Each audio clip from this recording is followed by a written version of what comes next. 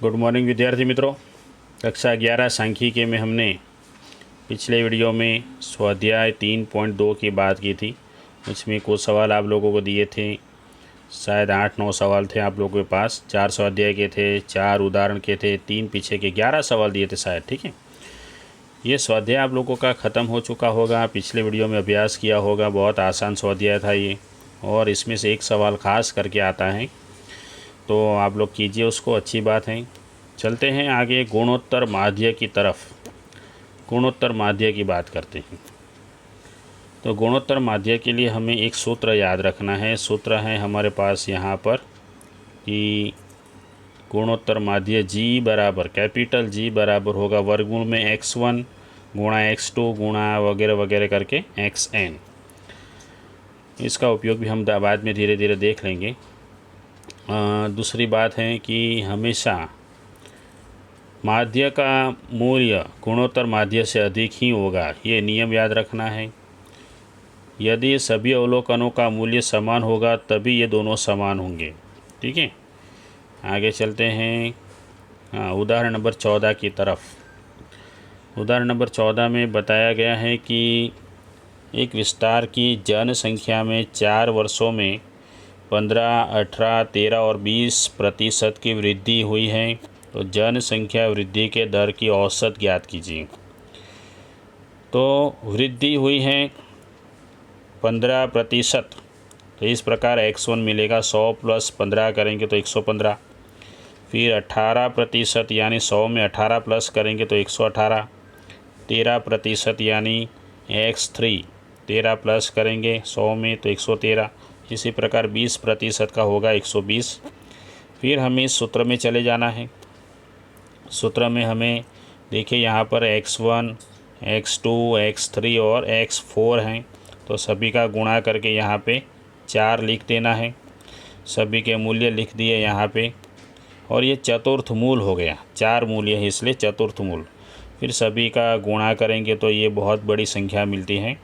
फिर इसका चतुर्थ मूल आप लोग कैलसी में आराम से ज्ञात कर सकते हैं। वर्गमूल लीजिए, फिर उसका फिर से वर्गमूल करेंगे, ये वर्गमूल हो गया, फिर उसका फिर से वर्गमूल हो गया, तो हमें आंसर मिल जाता है 116.47। ठीक है, तो इस प्रकार 116.47 जो है उसमें से यदि हम लोग 100 माइनस कर देंगे, 100 माइनस करेंगे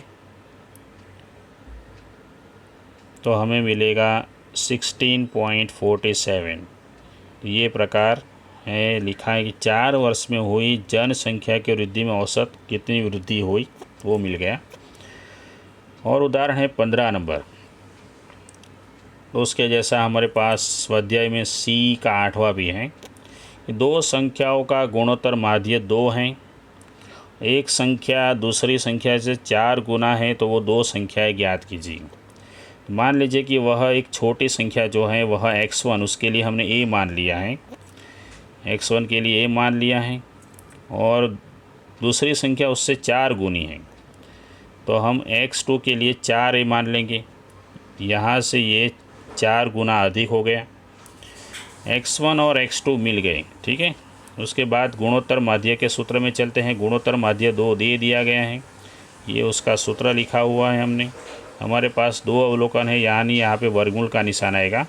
इसके अंदर x1 a लिखेंगे और x2 4a लिखेंगे। फिर दोनों का गुणा करेंगे तो 4a², उसका वर्गमूल लेंगे तो 2a।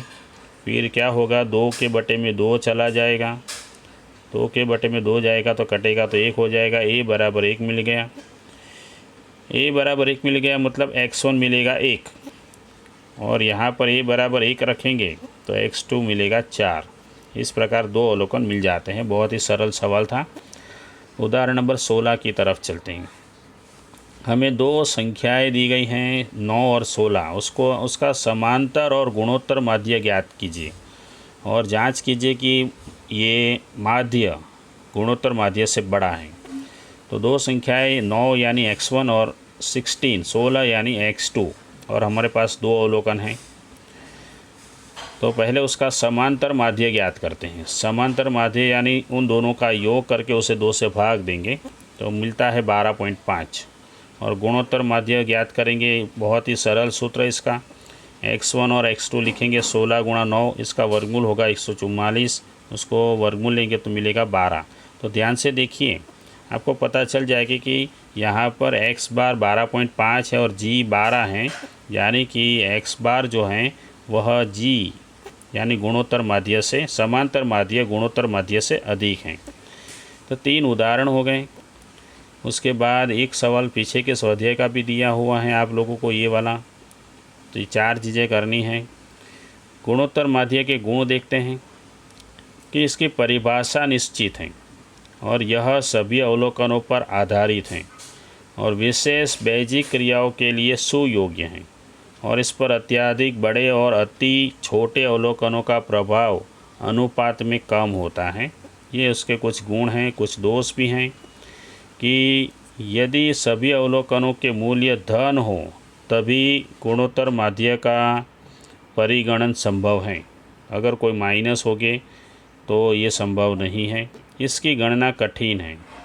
यदि अवलोकनों की संख्या अधिक होने की अवस्था में इसकी गणना अत्यंत कठिन हो जाती है। ये उसके दोष हैं। तो 3 उदाहरण और एक पीछे के स्वाध्याय का सवाल है और ये 3 जो हैं स्वाध्याय 3.3 के सवाल हैं, यानी आप लोगों को 3 उदाहरण के सवाल, 3 स्वाध्याय के सवाल और एक पीछे के स्वाध्याय का सब मिला के मात्र आप लोगों को 7 सवाल को हल करना है। बहुत ही आसान है। यहाँ पर कुछ चीज़ें मैंने बताई हैं। घिसाई की बात होती है तो हमें माइनस करना पड़ेगा और विकास की बात होती है तो प्लस। जैसे कि याद रखिए, सब आप लोगों को काम आने वाला है। यहाँ पे हमने उदाहरण में देखा वृद्धि, यहाँ पर देखिए वृद्धि की बात थी तो हमने प्लस किया, ठीक है। यहाँ पे जब घिसाई की बात होगी तो यहाँ पर माइनस आएगा और विकास की बात होगी, वृद्धि होगी तो प्लस, फिर घिसाई की बात होगी तो माइनस। याद रखिए, सब काम आने वाला है। घिसाई की बात होगी तो माइनस, विकास की बात होगी तो प्लस करना है, ठीक है। ये सब याद रखना है। तो इस प्रकार से आप लोगों का स्वाध्याय हल हो जाएगा। मात्र 3 सवाल हैं। उसके बाद स्थानीय औसत के माप, हम लोग स्थानीय औसत के माप जो हैं मध्यका, चतुर्थक, दशांशक और शतांशक की बातें करने वाले हैं। उसमें अब मध्यका की बात करेंगे। मध्यका की बात चलती है कि किसी भी सूचना के चढ़ते या उतरते क्रम में गठित करके उसके मध्य में आए अवलोकन के मूल्य को मध्यका के रूप में परिभाषित किया जाता है और उसे m के द्वारा दर्शाते हैं। अगर दूसरी प्रकार से कहें तो सूचना में से 50% अवलोकनों का मूल्य मध्यका से अधिक और 50% अवलोकनों का मूल्य मध्यका से कम होता है। अब अवर्गीकृत सूचना के लिए मध्यका का ये सूत्र है। अवर्गीकृत सूचना के लिए ये मध्यका का बहुत ही सरल सूत्र है। इसका उपयोग 9वीं 10वीं कक्षा में कर चुके हैं हम लोग। उसके बाद इसी का उपयोग भी दिया गया है उदाहरण नंबर 17 में, लेकिन यहाँ से हम लोग अगले वीडियो में बात करेंगे मध्यका की उदाहरण नंबर 17 से, ठीक है। आप लोग थोड़ा पढ़ के रखिए तो अच्छा रहेगा। बहुत सारे उदाहरण हैं, वर्गीकृत सूचना के भी उदाहरण हैं। ये सब चीज़ें अब कल आने वाली हैं और काम का स्वाध्याय हैं, ठीक है। देखते रहिए, अगले वीडियो मिलते हैं। तब तक हम लोग